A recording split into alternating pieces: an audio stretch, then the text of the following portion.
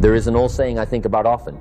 If you do not find a way to make money while you sleep, you will work until you die. I see people put it on t-shirts, they put it on coffee mugs, but I do not think they actually understand the physics of what that means. This is not a motivational quote. This is a mathematical warning. Welcome to the most dangerous trap in the modern world. We call it the employee trap. Most of you watching this video are currently selling the only asset you cannot get back. You are selling your time. You wake up, you drive to a building, you sit there for 8 or 10 hours, and in exchange someone gives you a certificate of value called a paycheck. You think this is normal? You think this is how the world works, but in the world of the ultra-wealthy and the world of the 1%, this behavior is considered insanity. Why? Because time is a finite inventory. Imagine you owned a store, but you only had 24 items on the shelf every day. Once you sell those 24 items, you cannot sell anymore, no matter how high the demand is. No matter how hard you work, your income is capped by your inventory. That is your life as an employee. You have a ceiling. You can become a doctor, you can become a lawyer, you can charge $1,000 an hour, but you are still just a high-paid laborer. If you stop working, the money stops flowing. The machine turns off the moment you stop moving. You start dying financially. This is not an accident. This is by design. Let us look at where this mindset comes from. It comes from the industrial conveyor belt we call the education system. Think about your school years. What were you actually trained to do? You were trained to sit still for 8 hours. You were trained to memorize instructions. You were trained to raise your hand to ask for permission to speak, or even to go to the bathroom. You are trained to fear failure, and above all, you are trained to complete tasks given to you by a superior authority. These are not the skills of an owner. These are the skills of a compliant worker. The school system was designed in the Prussian era to produce soldiers and factory workers. It was never designed to produce capitalists. It does not teach you how to read a balance sheet. It does not teach you how to identify a competitive advantage. It does not teach you how to leverage debt or how to build a system that works without you. It teaches you one thing: how to be a specialized part in a machine that someone else owns. And when you graduate, you are handed the ultimate leash and is called the salary. Nassim Taleb once said that the 3 most harmful addictions are heroin, carbohydrates, and a monthly salary. He was right. A salary is a drug. It is a steady drip of morphine that numbs your ambition. It gives you the illusion of safety. You know exactly how much is coming in. On the 15th of the month, this predictability feels good. It feels safe, but it destroys your ability to hunt.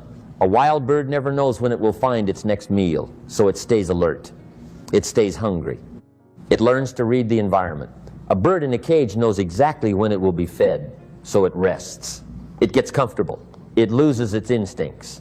Most people are like caged birds, living in safety but dependent on someone else for food. One day, the feeder might stop coming, and then the cage becomes a trap. We see this in every recession. We see this when technology changes.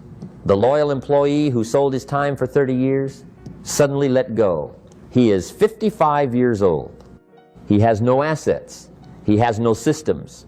All he has is a resume that says he is good at following orders. And now nobody wants to give him orders anymore. This is a tragedy of selling time. It works until it does not. And when it stops working, the fall is catastrophic. I know what's in your mind. Jim, what is the solution? Solution is sample. Just step focused today, we are going to break this programming. We're going to uninstall the employee operating system from your brain. We're going to look at the mathematics of serfdom. We are going to look at why tax laws are written to punish workers and reward owners. And we are going to talk about how to decouple your time from your money. You do not need to quit your job tomorrow. That would be foolish. But you need to quit the mindset today. You need to stop viewing yourself as a worker who gets paid to do a job, and you need to start viewing yourself as a business that is currently selling its services to a single customer. The difference sounds small, but the difference is everything. One path leads to a lifetime of anxiety and a retirement of poverty. The other path leads to true independence. Let us begin the deprogramming. Welcome to part 2, the mathematics of serfdom. Most people think the game is rigged. They are right, but they do not understand how it is rigged. They think it is rigged by corruption. No, it is rigged by math. If you look at the tax code of any major country, you will see a clear message. The government wants you to be a businessman. It does not want you to be a worker. How do I know this? Because of the tax rates. If you go to work and earn a salary, you pay the highest tax rate possible.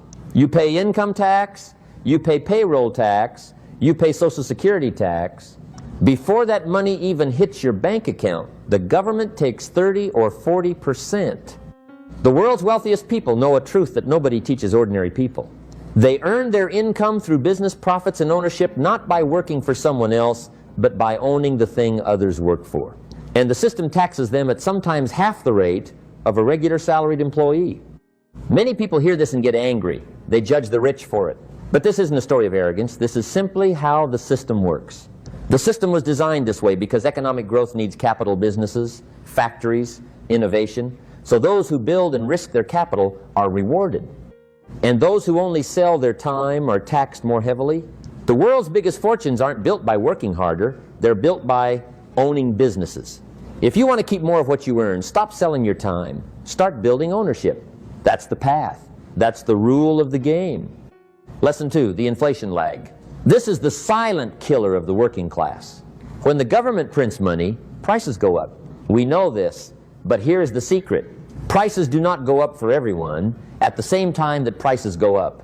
First, the stock market booms. Real estate booms. The rich get richer immediately. Then consumer prices go up. Bread gets expensive. Gas gets expensive. Do you know what goes up last? Your wages.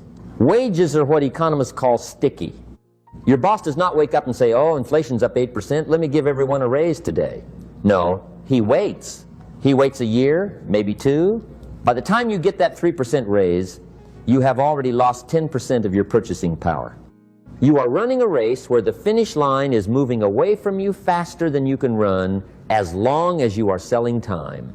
You are always on the losing side of the inflation equation. Owners are on the winning side because they own the assets that are repricing upwards. Lesson 3, linear versus exponential. This is the final nail in the coffin. Selling time is linear math. 1 hour equals 1 unit of pay. 10 hours equals 10 units of pay. If you want to make twice as much money, you have to work twice as long. But there is a hard physical limit. You cannot work 25 hours a day. This means your income has a cap. It is mathematically impossible for you to get rich selling time because you run out of time to sell. Wealth is exponential.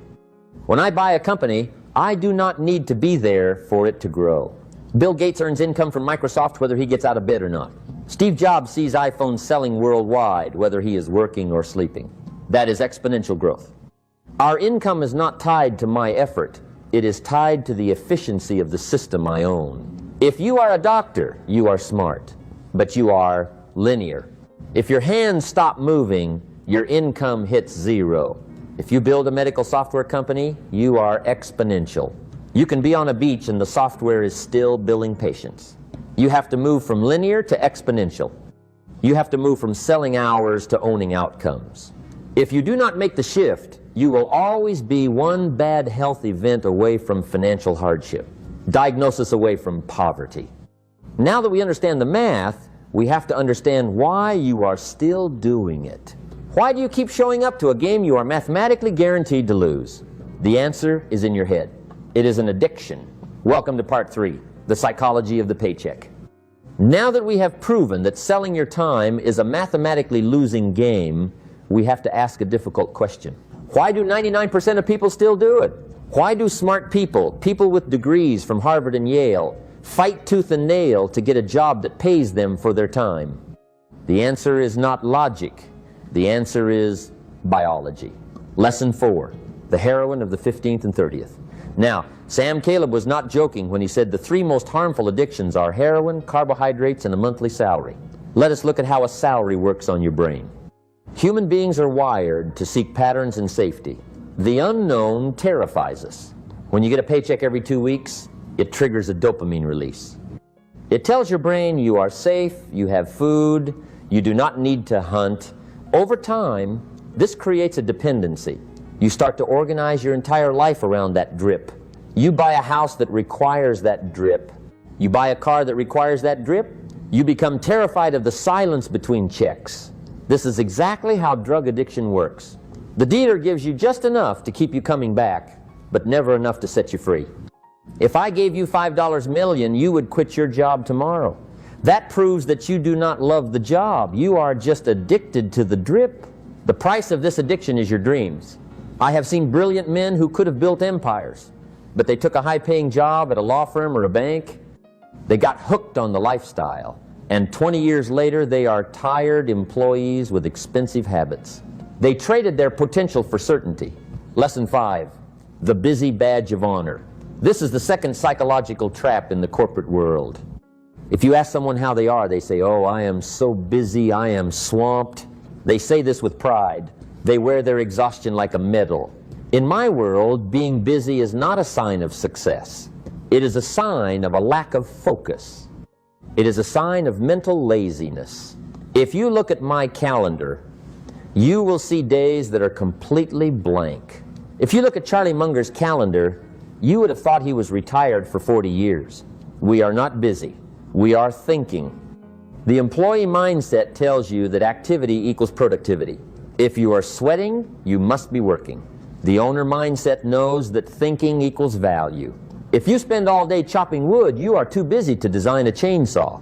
Most employees use busyness as a shield. They fill their calendars with meetings and emails so they do not have to face the hard, scary work of thinking about their future. They are running on a hamster wheel. They are sweating, they are tired, but they are not going anywhere. You have to stop being proud of how hard you work and start being obsessed with how smart you work. Lesson 6, the social validation trap. This is the final chain that holds you down. Corporations are geniuses of manipulation.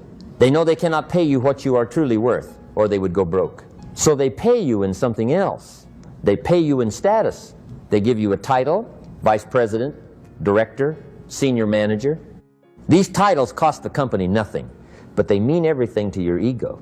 You put that title on your LinkedIn profile. You give that business card to your friends, it makes you feel important. It makes you feel like you are somebody. But here is the brutal truth. That title is not an asset. It is a liability. It is a golden handcuff.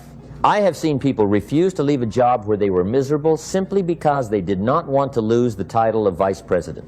They valued the applause of the crowd more than their own financial freedom. When I closed my investment partnership in the 1960s, people thought I was crazy. I was walking away from prestige. I was walking away from Wall Street. But I did not care about the outer scorecard. I cared about the inner scorecard. I knew that if I wanted to build real wealth, I needed to step out of the spotlight and focus on compounding. You have to be willing to look like a nobody for a few years so you can live like a king for the rest of your life. You have to be willing to give up the title, give up the busy badge, and give up the steady drip of the salary. It is scary. I know. Your brain will scream at you. Your friends will question you. But remember the bird on the branch. It is not as hungry as the bird flying in the open sky, but the bird in the cage is not hungry at all. It is just waiting for the slaughter.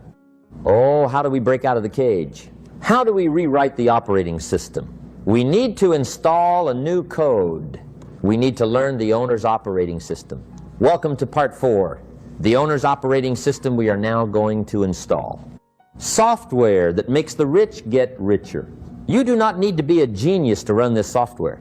You just need to understand 3 lines of code. Lesson 7, the art of equity. If you take nothing else from this video, take this. You will never get rich renting out your time. You must own a piece of a business. This is called equity. When I was young, I realized that if I worked for a salary, my money stopped when I stopped. But if I owned a stock, that stock was working for me 24 hours a day. Think of every dollar in your pocket as a soldier. You can send that soldier to the bar to buy a beer, and he dies. He is gone forever. Or you can recruit him into your army. You can invest him, and now he goes out and captures more dollars for you. And those new dollars capture even more dollars. Soon you have an army of thousands of soldiers working for you while you sleep. Most people kill their soldiers. They spend them on liabilities. The owner mindset is different. The owner eats last. The owner takes every spare dollar and buys freedom. If you cannot start a company to get equity, you can still carefully study and enter the stock market, because after businesses, the stock market creates the most wealth. For 5,000 years, getting rich required leverage. Two types existed, labor and capital. Labor meant hiring people hard and expensive. Capital meant borrowing money risky and could bankrupt you. Today, we live in a miracle age. There's a third kind, zero marginal cost leverage, code and media. Write software once, sell it 1 million times. Make a video once, 10 million people watch it. It works while you sleep. It works while you're on vacation. No bank loan, no boss, just a laptop and a brain. If you're still selling time, 1 hour at a time, you're fighting a nuclear war with a stick. Build things that duplicate themselves without you. Lesson 9, thinking in systems. The final piece of the owner's operating system is how you look at problems. An employee looks at a problem and says, I need to solve this. An owner looks at a problem and says, I need to build a system that solves this. Look at McDonald's. Is their burger the best in the world? No, but their system is the best in the world. They built a system so robust that any teenager can run it. They removed the need for extraordinary talent. You need the McDonald's of your life. If you are a freelancer and you are doing everything yourself, you do not have a business. You have a job with a bad boss. You document what you do. You need to. To make what you do, and eventually you need to outsource what you do, your goal is to make yourself useless to the daily operations of your income stream. If the business depends on you, it is not an asset, it is a liability. I have companies I haven't visited in years. They send me checks. They do not send me problems. That is a system. So stop trying to be the smartest person in the room. Stop trying to work the hardest. Start building an army of dollars. Start using code and media leverage. And start building systems that can run without you. Now you might be thinking, Jim, this sounds great, but I still have bills to pay. I cannot just quit my job. You are right, you need an exit. Strategy. Welcome to part 5, the escape velocity. So you understand the trap, you understand the math, but you are still stuck in the cage. How do you get out without starving? You do not burn the bridge while you are still standing on it. Less than 10, the Saturday morning CEO. Most people try to escape the employee trap by quitting their job in a fit of rage. They shout at their boss. They walk out. This is stupid. This is emotional. Capitalists are not emotional. We are calculated. You need to keep your job. Your job is your first investor. It provides the cash flow that funds your escape. But you need to change how you spend your time off most. Employees spend their weekends recovering from their week. I would. They drink, they watch sports, they're recharging their batteries just so they can be exploited again on Monday. The owner spends their weekends building their exit. You are the CEO of your life from Friday night to Monday morning. That is your real job. During those hours, you build the side business, you research the stocks, you write the code, you create the content. You do this until your part-time income exceeds your full-time expenses. This is called escape velocity. Once you hit this number, your boss no longer owns you. You walk into the office with a different energy. You're not there because you have to be. You are there because you choose to be.